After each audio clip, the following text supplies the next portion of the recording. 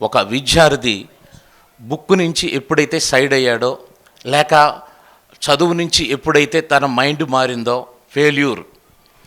మీ దర్శనం నుండి ఎప్పుడైతే మీరు సైడ్ అవుతారో ఫెయిల్యూర్. అందుకనే మీరు చేయవలసింది, దేవుడు మీకు ఏదైతే దర్శనం ఉందో ఆ దర్శనము నుండి ఎంత మాత్రమూ కూడా మీరు తప్పుకోకూడదు. రెండవది, దేవుడు మీకిచ్చిన తలాంతు. ఏం చేయాలి? దేవుడు మీకిచ్చిన తలాంతు. మనము ఈ తలాంతును మాత్రమే ఉపయోగించుకోవాలి. దాన్ని ఎప్పుడైతే ఆ తలాంతును వినియోగిస్తున్నామో అది ఇంకా పెరుగుతుంది కానీ తరగదు. నువ్వు పొలంలో దాచిపెట్టిన వాడుగా ఉంటే అభివృద్ధి అనేటువంటిది ఉండదు. నీకు వాక్య తలంతు ఉందా, పాడే తలంతు ఉందా, లేకపోతే పరిచర్య చేసే తలంతు ఉందా, ఏ తలంతు ఉందో దాన్ని మాత్రం ధైర్యంగా. ఇప్పుడు నేను వాక్య పరిచర్య చేసే తలంతు నాకు ఉంది. నేనేం చేస్తానో తెలుసా? ఖాళీగా ఉన్నాను అనుకో, అయ్యగారికి ఫోన్ చేస్తాను, అయ్యగారు నేను ఖాళీగా ఉన్నాను, ఏదైనా ఉంటే చెప్పండి. తలాంతు ఉన్నవాడు ఖాళీగా ఉండకూడదు.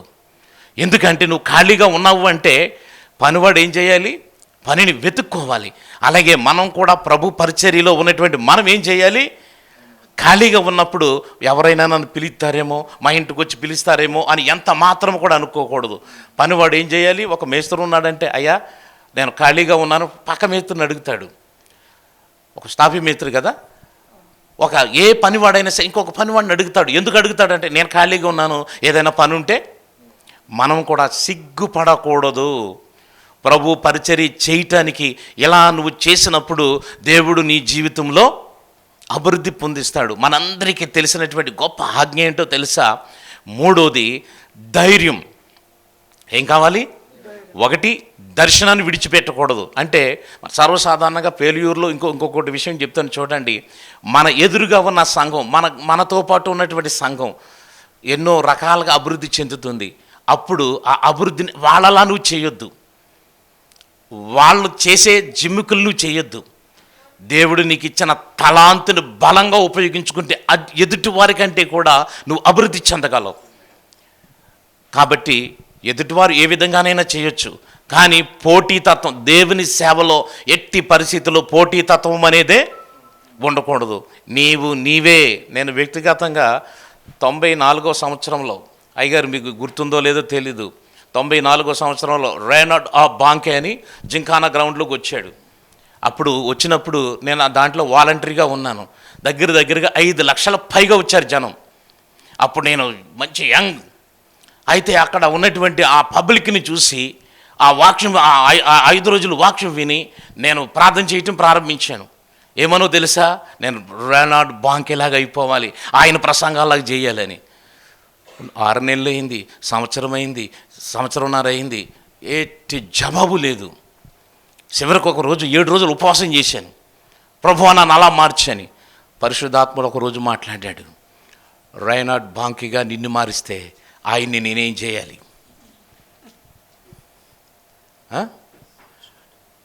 ఆయన నేనేం చేయాలి?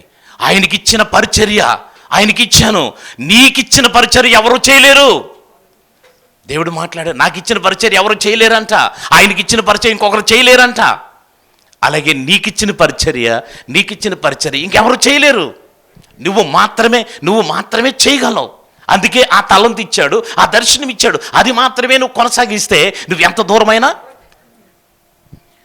2 గ్రంథాలు, మత్తయి సువార్తలోను 28 చివరి భాగంలో, మార్కు సువార్తలో 16వ అధ్యాయం చివరి వచనంలో ఏముంటుందో తెలుసా? ఒక్కసారి బైబిల్ చదవండి.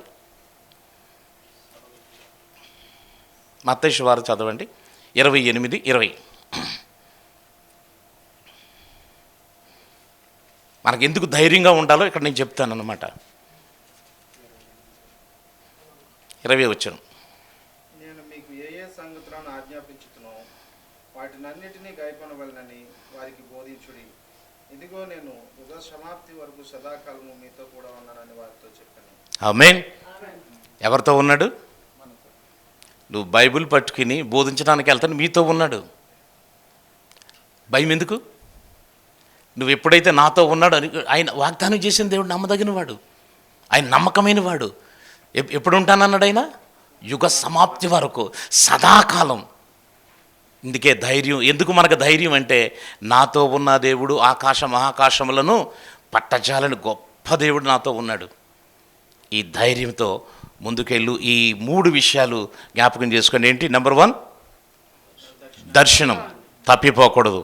నెంబర్ 2 తలాంతు. నెంబర్ 3 ధైర్యం. దేనికి నీకు ఆ ధైర్యం? ఏమి చూసి ఆ ధైర్యం నీకు? నీకు ఎవరు ఉన్నారండి? నాకు ఎమ్మెల్యే ఉన్నాడు నా వెనక. ఎమ్మెల్యేనా? నా దగ్గర నా వెనక ముఖ్యమంత్రి ఉన్నాడు. కాదు, నీ వెనక యేసయ్య ఉన్నాడు, నీ వెనక యేసు ప్రభు ఉన్నాడు. అదే నీ ధైర్యం. నువ్వు దూసుకెళ్తున్నావు అంటే నీ ధైర్యం అదే అయ్యి ఉండాలి. నువ్వు అలాగే ఉండాలి. అప్పుడే విజయవంతంగా గొప్పగా ఉండగలవు. దేవుడు ఈ మాటలను దీవించి ఆశీర్వదించునుగాక.